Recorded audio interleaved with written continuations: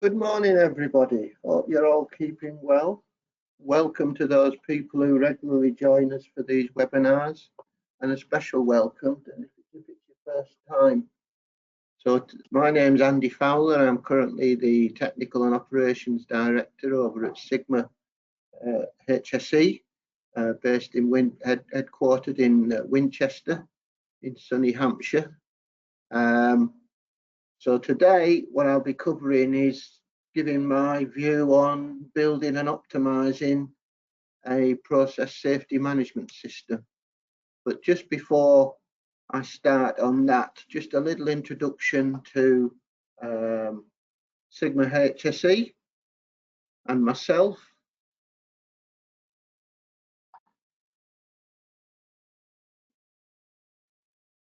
So as I say, you can see my qualifications there. I'm a chemist by training, working on various positions of technical management and operations management on major hazard sites in the UK, handling lots of dangerous substances and vicious processing conditions and so on. And then unfortunately I then had the honour of shutting down a business and had to get myself another job. So then I joined the Health and Safety Executive in the UK as a process safety specialist inspector and risk assessor, and I was there for 17 years before I decided that it was time to move on into consultancy, where I've been for the past 15 years. I'm getting on in years now, as I've got close to 40 years of experience in this subject called process safety, so I should know a little bit by now. In terms of Sigma HSE, I mean, we're a process safety consultancy, and we have the luxury of having testing laboratories, so we can test the fire and explosion properties of vapors, gases, solids, carry out chemical reaction hazard assessments to really get this understanding of what's happening in a chemical manufacturing process. So as you can imagine, you know, we are a global company. We've got our headquarters over in Winchester in the UK, but we've also got offices in India and over in the US now. In Massachusetts, we opened an office in the USA last year, and we've also got laboratories as well around the world, mainly Winchester and India. We're just opening up a new laboratory in Hyderabad in the science park there. As a consultancy, we do everything you'd expect a process safety management consultancy to be able to do. And that's whether that's chairing HAZOPs, hazards, LOPAs, carrying out various types of risk assessment, human factors risk assessments, functional safety risk assessments, helping companies design safe chemical processes. But really, as a business, our history is really around understanding fire and explosion risks, and that involves a lot around electrostatic hazard assessments and various other ignition sources that are present when you've got these flammable atmospheres. And of course, we do occasionally get involved in incident investigations and also doing bespoke training courses for clients. So as I say, the laboratory, we can test the powder and gas and vapor, fire and explosion properties. We can get to understand the electrostatic properties of materials, carry out chemical reaction hazards analyses of various types, and also, you know, determine things like classification of hazards for transport or for storage, and so on and so forth. So that's enough of the selling job for Sigma HSE, I think, this morning. But what I'd like to do today is just talk about, you know, why management systems are important, because we all need management systems. I know in the whole, you know, but it's pieces of paper, and pieces of paper are one thing, but it's how those pieces of paper are implemented in your organisation that keeps you safe. And of course, making sure that the system that you've got is effective, it is doing its job, it is implemented well, people are following the requirements that you've written down in your procedures and so on and so forth. Because without that, it doesn't work too well at all. And it can be seen as just, you know, a pile of paper, but it's important paper. And like with everything else, it may be important, but it's the way in which people implement those systems on your site that will keep you safe. Now, just to set the scene a little bit, and some of you will have heard this before if you've sat in on other webinars when I've talked about various elements of process safety. I just want to give some basics of what this subject of process safety is. And really, we can boil down process safety management into answering three relatively simple questions. That's not to say that there's not an awful lot of work that needs to be done to be able to answer these questions. But the basic philosophy of the process safety management system is essentially to be able to answer these three questions. Do we understand what can go wrong? You know, how big an issue is it if something goes wrong? Is it simply a little loss of a few grams of material or a few drips of flammable liquid on the floor?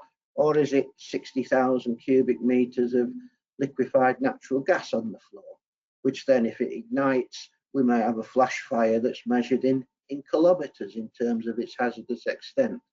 Okay, so it's really understanding what can go wrong and then putting into place what have we got in our business to prevent these things from going wrong.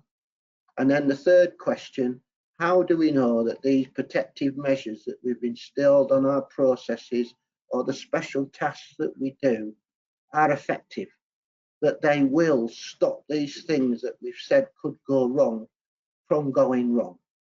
So process safety management, as opposed to occupational safety management, is really looking at trying to prevent disasters, catastrophes, big events, losses of large amounts of energy, large fires, large explosions, toxic gas releases, toxic releases to the environment, things that can do a lot of harm to humans in terms of fatalities, harm to the environment.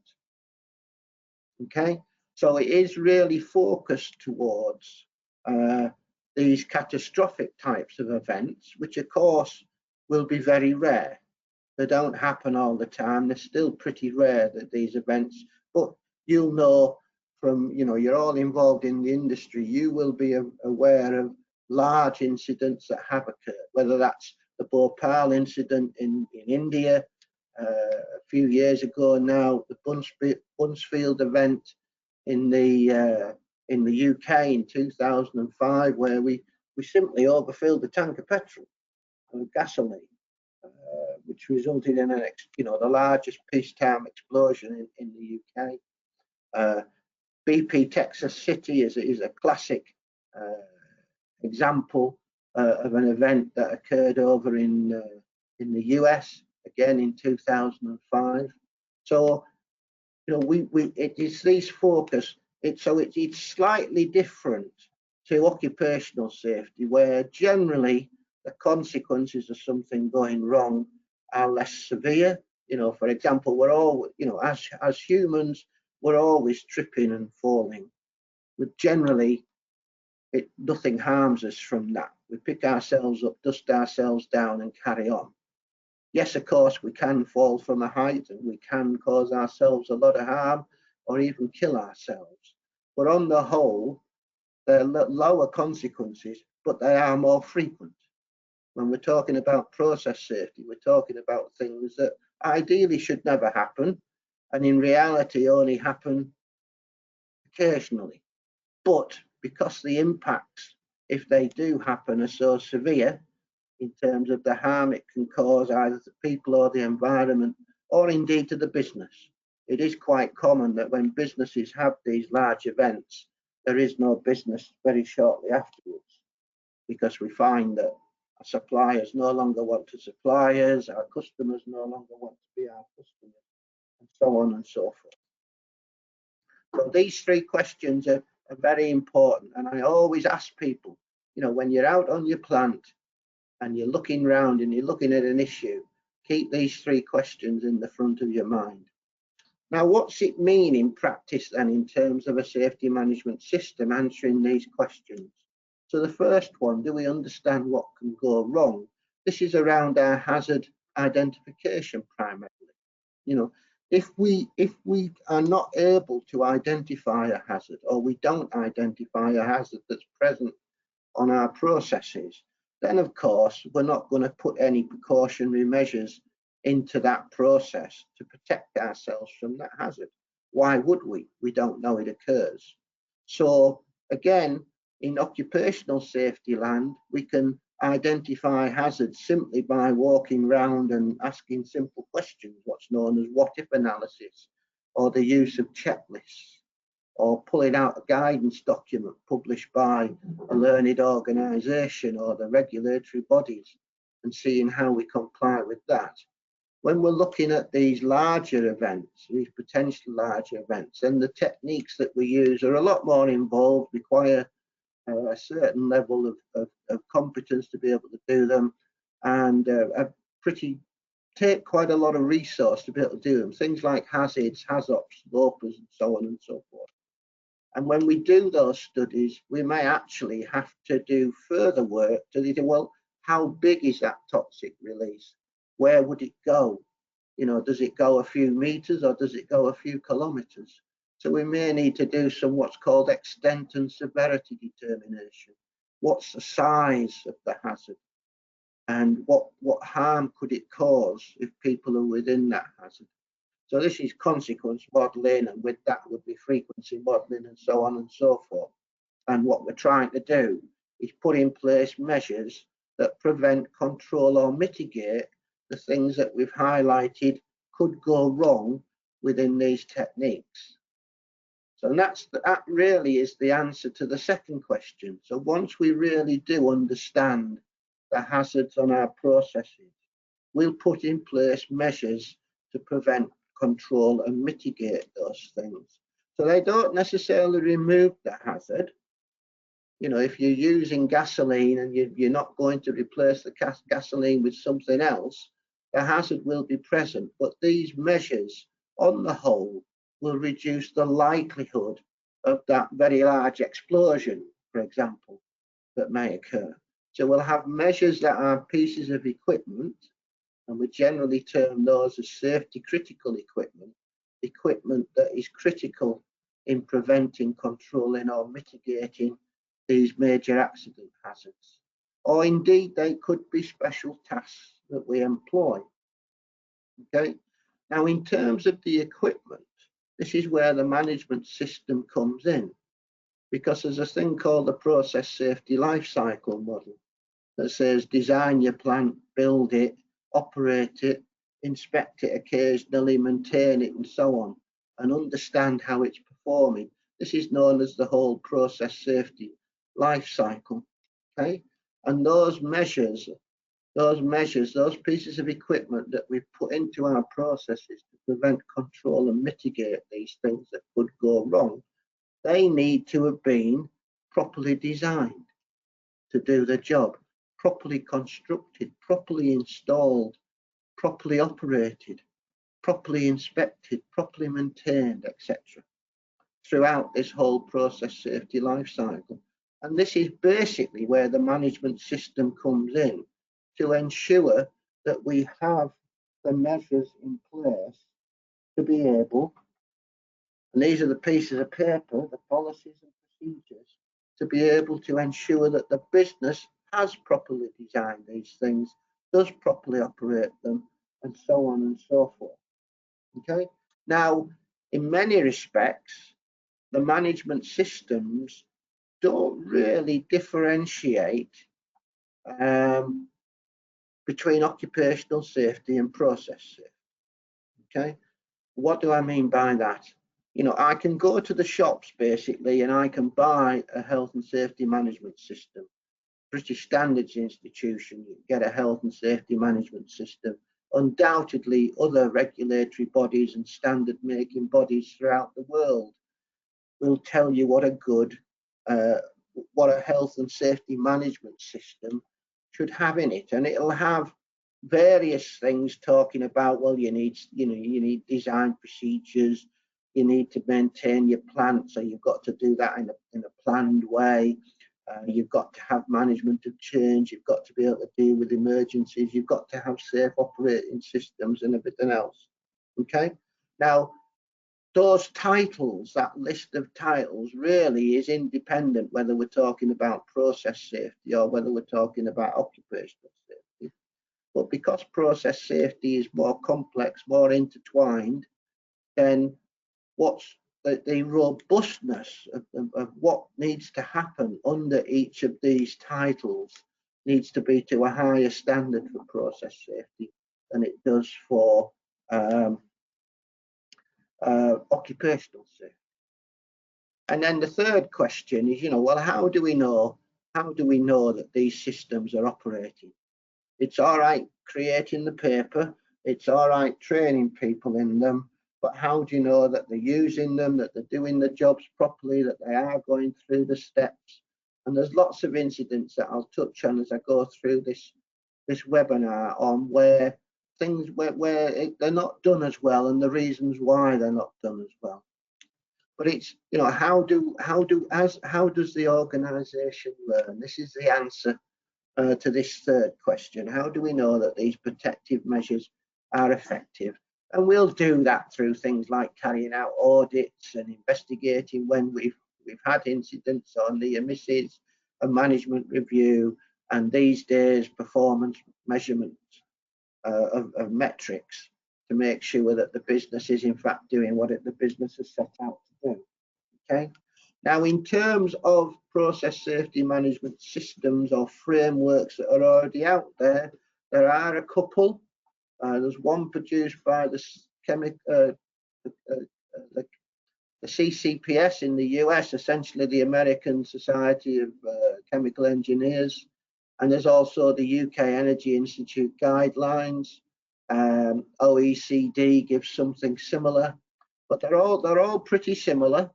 They're built around pillars or focused areas, and within those pillars or focus areas, there's various elements. And if we look at these in a little bit more detail, you'll see essentially all it's doing is helping you answer those first three questions that I posed to you, other than the first pillar, which is around leadership and culture, because nothing happens in the business unless the leadership set the culture and people behave in the correct way to be able to do it. Yeah, leaders are important people. They set the standard, and people below the leaders tend to bend over backwards to satisfy the leaders, to satisfy what the leaders are asking for. And there's been lots of examples, for example, where leadership are very focused towards productivity. So, the employees will give them productivity. They'll take off any safety trips or work outside the safe operating envelope. And there's been lots of incidents where that has occurred, but because it's known that that's what's important to the leadership. For process safety management to work, it's got to be the case that the leadership's got to set the standard, and you as an employee has got to know what that standard is and know that it's important to them. So if it's important to the leadership, it's important to you as an employee, or should be. And then, of course, in the other pillars within these guidelines, there's a second pillar is around understanding hazards and risk, hazard identification, risk, keeping that knowledge that you have within the business. There's a knowledge management element as well. But this is just basically answering that first question of, do we understand what can go wrong? Okay. And of course, any health and safety management system will say you need to assess the risk. You need to identify your hazards. You need to keep that knowledge within the business. The third element, which is answering the second question, is the things that we all recognise as present in any health and safety management system. You've got to have operating procedures. You've got to have safe working practices like permit to work and these sorts of tools. That you've got to look after your assets. You've got to inspect your equipment regularly and make sure it's fit for purpose. You've got to have trained and competent people. You've got to manage your contractors, and so on and so forth. Okay, so there's those elements there. And then the fourth pillar about learning from investigation is how you do the things, of course, which you'll have within the business already. You'll already be doing near incident, near miss investigations. Undoubtedly, you'll have some performance measurement and metrics. Maybe not that's focused specifically at process safety, but you will have performance measurement and metrics. Your profit and loss account is a performance measurement and metric. Yeah. And every now and then you'll go out yourselves, or you'll have external bodies in to come audits to try and find gaps in your systems, and you'll have management review. One of the tenets of process safety management is that the organisation needs to be in continuous improvement mode.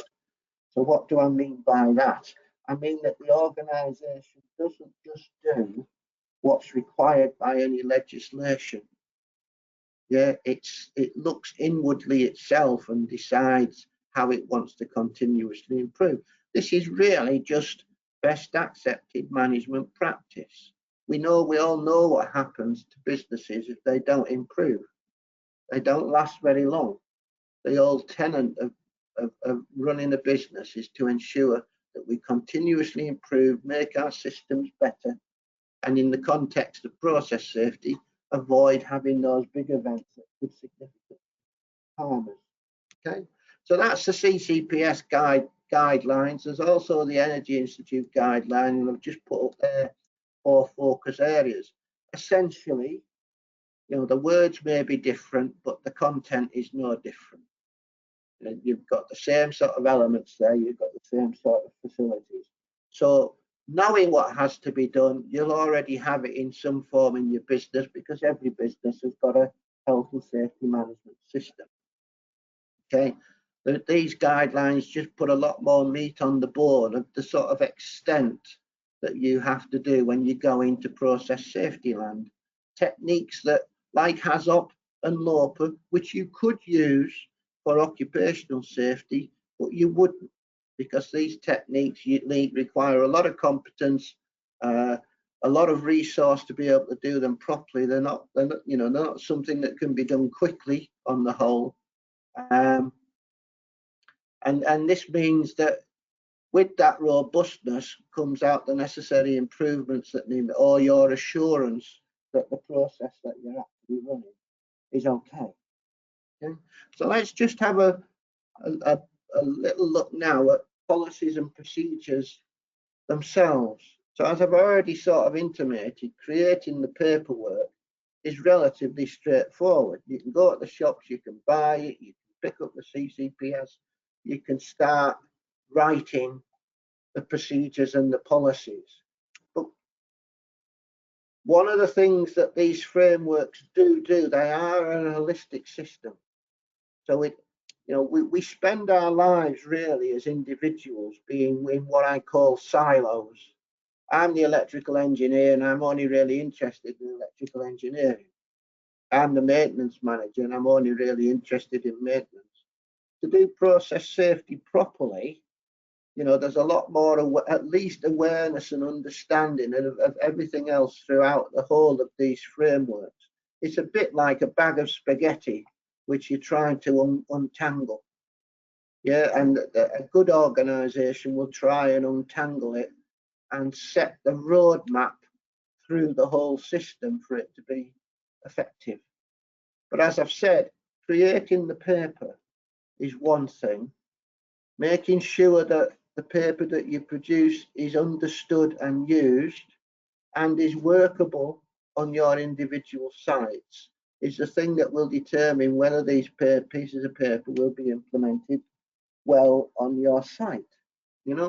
I can't tell you the number of times I've gone on sites to do process safety audits, and as is the case in this world now, that obviously your health and safety or process safety management system will be computerized, and I ask somebody to pull up their management of change procedure or whatever, one of the key elements of process safety, and literally I can go away for 10 or 15 minutes whilst they try and find it on the computerized system. Now, straight away, that tells you something. It tells me something. It's not readily looked at. It's, you know, I might have been trained in it, but day to day, how often is this procedure picked up? And of course, if it's not picked up and people don't refresh their mind, are they actually using it? You know, so it starts putting questions there in my mind. You've also got to think about when you actually write these policies and procedures, and I'm not differentiating between policies and procedures yet, but I will do in a few minutes. When you write these documents, they need to be usable. They need to be workable solutions. Now, it used to be in the olden days when I was young in the industry, you know, it was the process engineer's job to write, for example, the safe operating procedures for a process. That's no longer considered best practice. Best practice is let the people who run the plant, the operators, write the procedures, write down what they do. Okay? In reality, it needs both inputs. At the start of a project, before you've built the plant or you're building the plant and you're starting writing the procedures, the engineers have got to start writing the procedures because they're the only ones who understand how the process is due to work yet.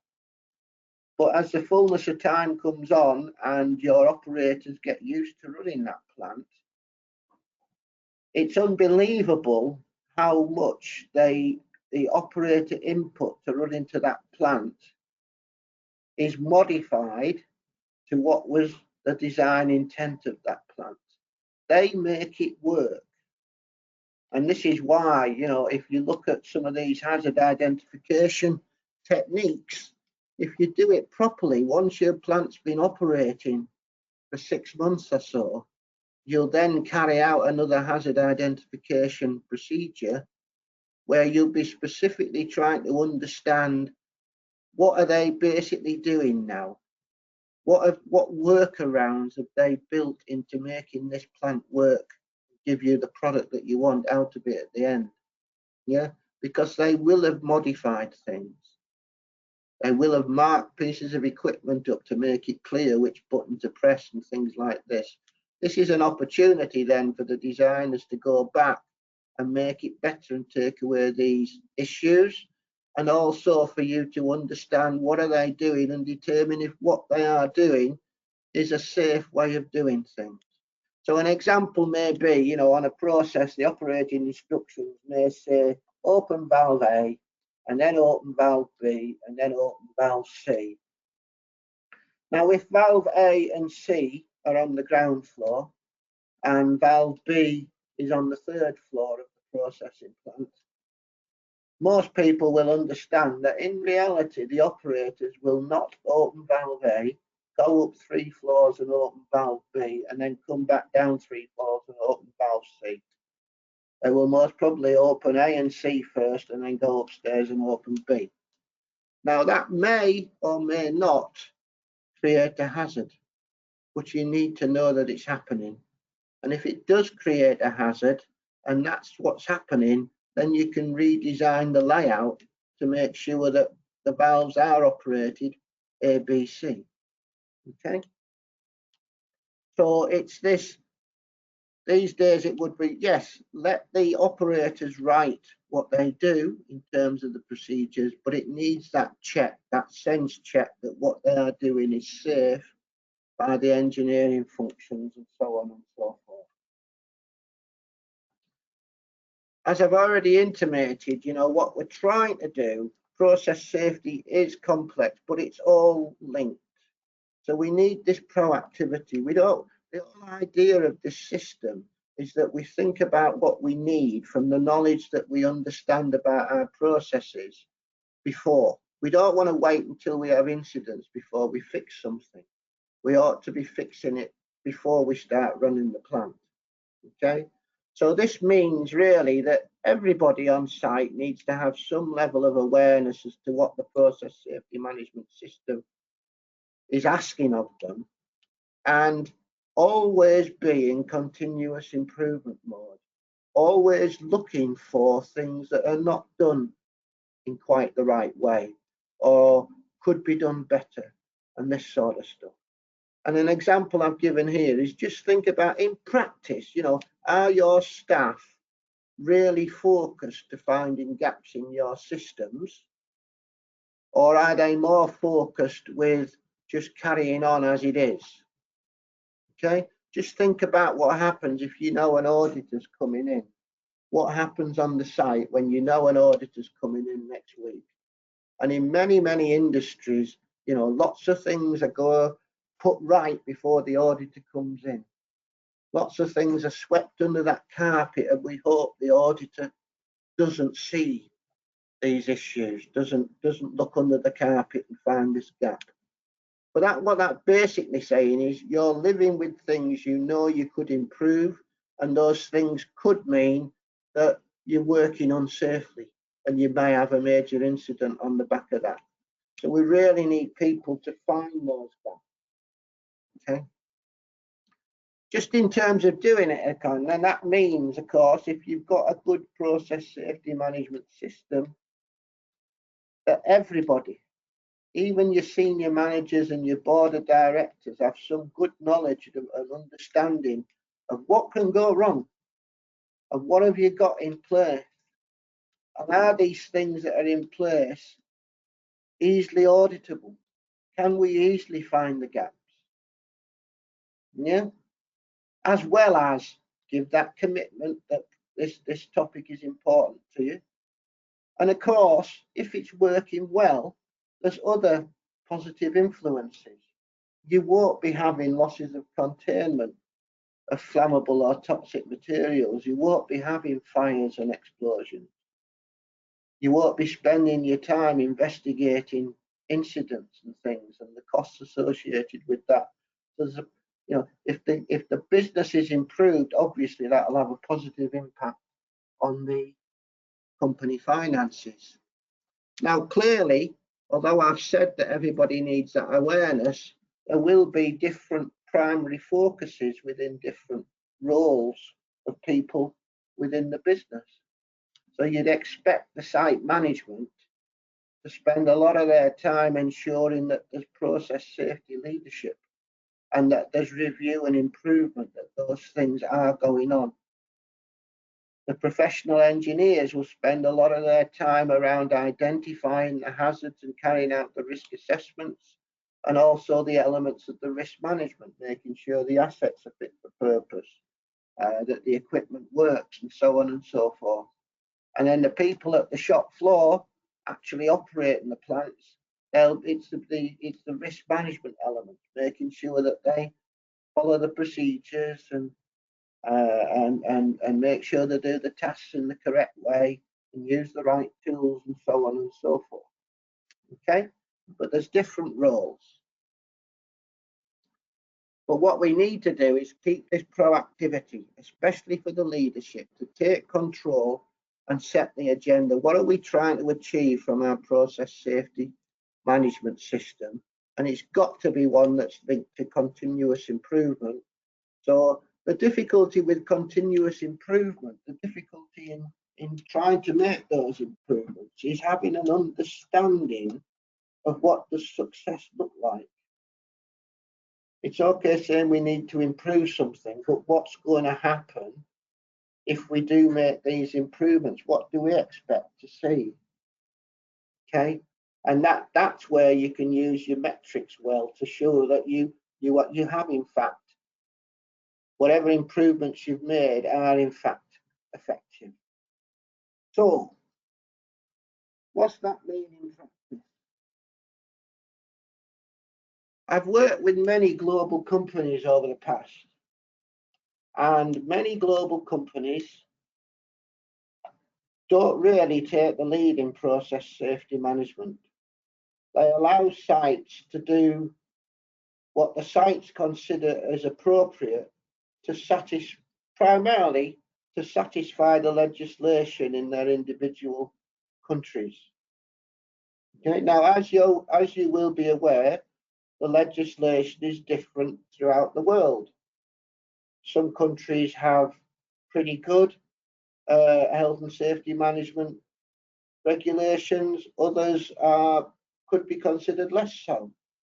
Okay, and I know from talking to leaders in these global companies that they get frustrated that they are seeing things happening in certain sites around the world and can't really understand why these sorts of incidents are occurring on these sites where sister sites elsewhere in the world aren't having the same sort of issues. And primarily it's because the companies aren't taking the lead and setting the standard. And this flow chart here, which you won't be able to read as such, but you can see across the top, there's 20 elements there, because this is built around the CCPS. So all of those elements that were there, the global business has set out what it requires of its process safety management system. Okay, now those are then promulgated throughout the entire organization, and they set the standard for what the business is expecting on all sites. But they do expect the sites to review and revise upwards, not downwards, to take account of things like local legislation or local practices, but but they still fulfill the requirements of the organisation. So the procedure on the site, the policies and procedures on the site may be slightly different, but on the whole, they are covered by, they also comply with what the business is asking them to comply with. Okay? And then you can have what I call the sister procedures, which I'll talk about a little bit in a short while. And then you can have metrics then. So individual sites can have metrics to prove to the top of the shop that things are being managed appropriately. You can have metrics at the top to show that the whole organisation is working. And when you come to audits, when the corporate functions come out to audit, they will be auditing against this corporate standards, these corporate requirements. Whereas on the sites, the audits will be auditing against the site standards. So we'll also cover the local legislation, but we'll also show compliance with the excuse me, with the company standards. Now this works well. I've seen this work well in a number of companies that have set this sort of thing up, where they take command. The business takes command on what it wants because it knows what it's trying to achieve as a business. And process safety isn't something that should be any different to any other business function. Process safety, or indeed health and safety, is not an outlier that needs to be managed any differently to any other aspect of the business, whether that's quality, productivity, profit and loss, or whatever. Yeah, and you'll find that all this is doing is taking accepted best management practice for any management function and applying it to health and safety or process safety. Okay. For some reason over time, we seem to have tried to adopt something different when we're dealing with health and safety. But it's coming back into line with things like publishing of the CCPS guidelines and the Energy Institute guidelines. They're all focused towards making sure that your business is effective and sustainable. And safety is just one aspect of that. So across the top there, you've got policies. Now, what's a policy as opposed to a procedure? So a policy sets the standard. It sets the vision of where we want to go on a particular topic. And when you're writing policies, I like to think of them, when I write policies for businesses, I adopt what I call the 5 W's approach. What, where, who, when, and why. What is this policy for? When are we going to use this policy? Where does this policy apply to? Because it may not apply to the whole site, it may just apply to one or two processes on that site. Yeah? Who's going to apply this policy? And what's their responsibilities and accountabilities under this policy? And importantly, why? People work well when they understand why they're being asked to do things in certain ways. Okay? When we've got that awareness, and this is where all the process safety training and checking that people understand and are aware of the hazards that they're dealing with, and they're aware of how to operate the safety systems correctly and when to operate them and so on and so forth. It's really key that we set out the why, because people comply better if they understand why they're being asked to do these sorts of things.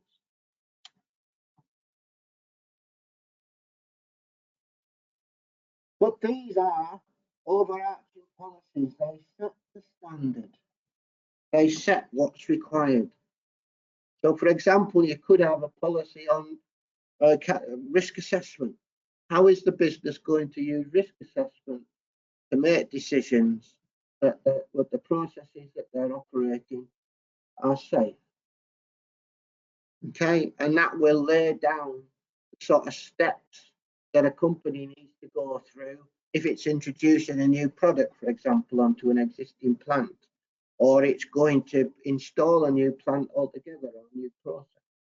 Okay, so you know what are the steps that we need to go through to do this properly? What hazard identification techniques are we going to use, and when are we going to use one technique over another technique? This is the sort of information that these policies give. They don't tell you the how. And that's really the difference between a policy and a procedure from my point of view. Procedures tell you how. So how do we actually do a HAZOP? How do we actually assess competence? How do we actually determine that our vessels containing dangerous substances are fit for purpose? Okay, so the policy is giving the W's, the what, where, how, who, and so on, and why. The procedures are giving the how. And of course, these give the details, a lot more detail in a procedure what needs to be done.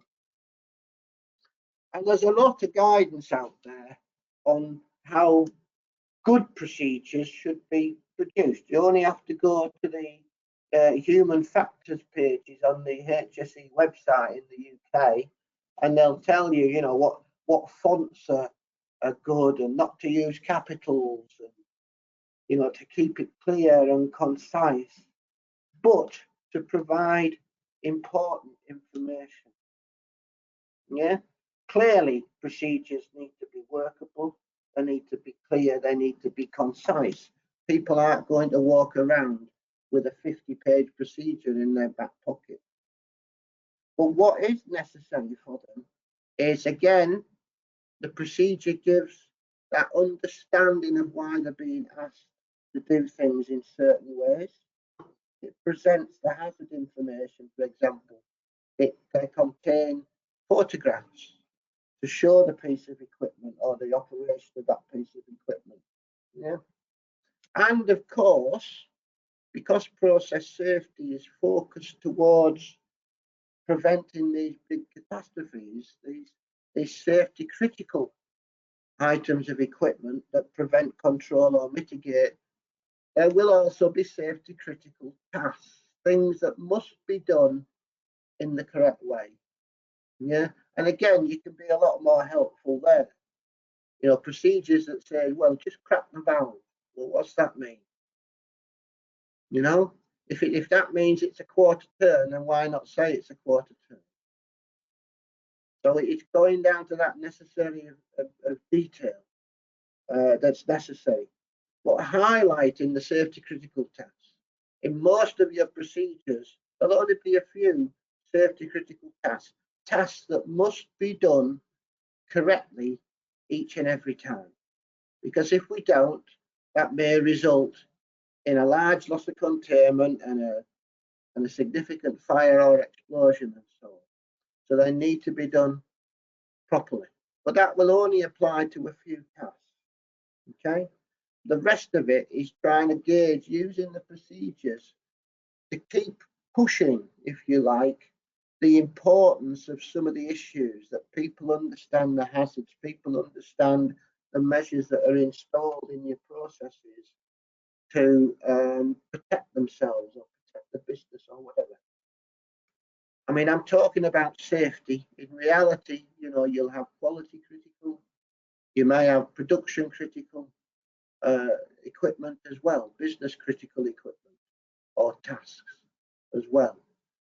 So again, I'm not saying anything that isn't done in other business functions in the rest of your organization. It's just applying them to the safety world. Okay. So basically, I hope you've found me talking about this over the past 45 minutes useful. As you can understand, as a business, Sigma HSE does get involved helping companies either trying to find the gaps in their management systems or their processing precautions by doing audits and things, or indeed helping sites develop fit for purpose policies and procedures for their organizations. Okay, because they do need to be proportionate, and it's proportionate to the level of risk and hazard that you've got within your processing operations. That's where the proportionality comes in. So, you know, if all you're doing is warehousing, that's one thing. If you're a refinery, you can imagine, for instance, that the process safety management system is a lot more involved and a lot larger. Okay? So I hope you found what I've been talking about interesting. If you need any help on this, we're always here to help. Simply pick up the phone and call us, or send us an email to our info email account, and somebody will get back to you very quickly.